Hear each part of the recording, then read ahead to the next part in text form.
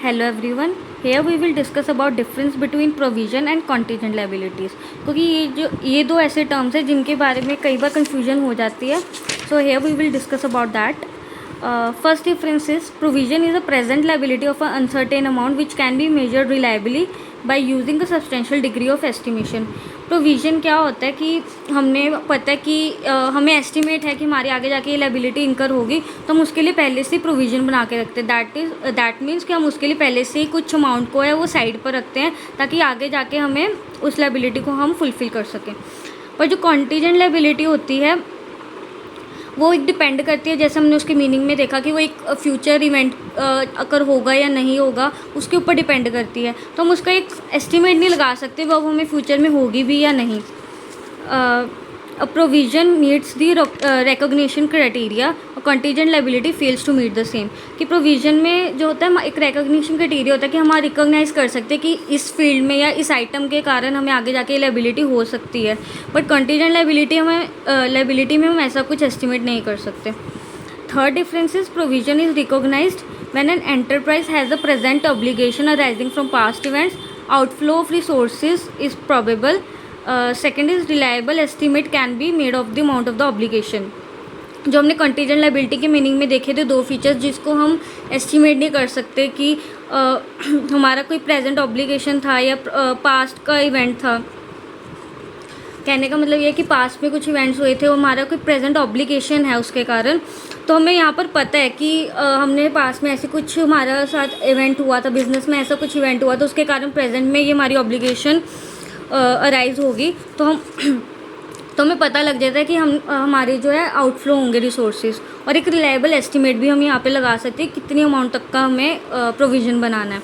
और contingent liability में हम ये चीज़ को एस्टिमेट नहीं कर सकते। If the management estimates that it is probable that the settlement of the obligation will result in outflow of economic benefits, it recognizes as provision in the balance sheet।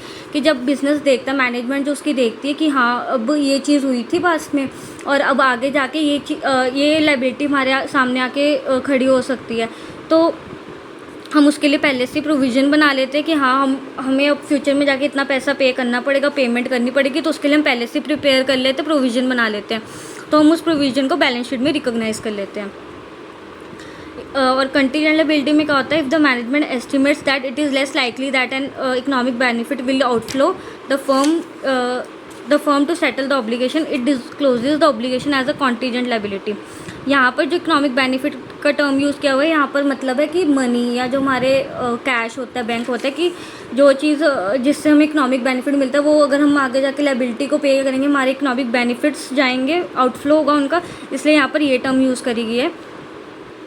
Contingent liability में management अगर कर भी लेती है कि मतलब ज़रूरी नहीं है कि हो भी सकती है हमें कॉन्टीजेंट लायबिलिटी, तो इसको हम क्या करते हैं, जो हमारा ऑब्लिगेशन होता है हम उसको contingent liability as a consider कर लेते हैं।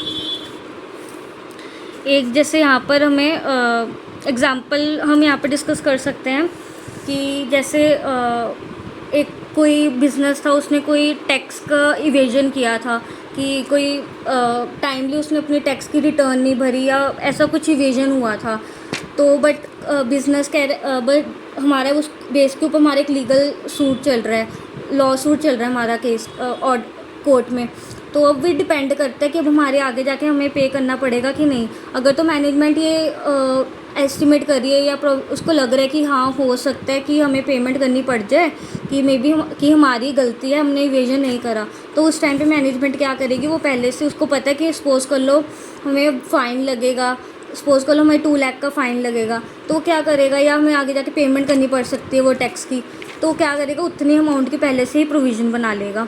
यहाँ पर मैनेजमेंट ने पहले ही एस्टिमेट कर लिया, पर अब उसको बट अब मैनेजमेंट ने सारा कुछ अपने रिकॉर्ड्स देखे, सारा कुछ एप्लीकेबिलिटी देखी लॉ की, कि हो सकता है कि हमारे अगेंस्ट ना जाए केस और हमें पे ना करना पड़े, तो ये चीज़ अनसर्टेन है। यहाँ पे लेस लाइकली है कि बिज़नेस को है कि पेमेंट करनी पड़ेगी आगे जाके, तो वो हो जाती है हमारी कंटीजेंट लायबिलिटी।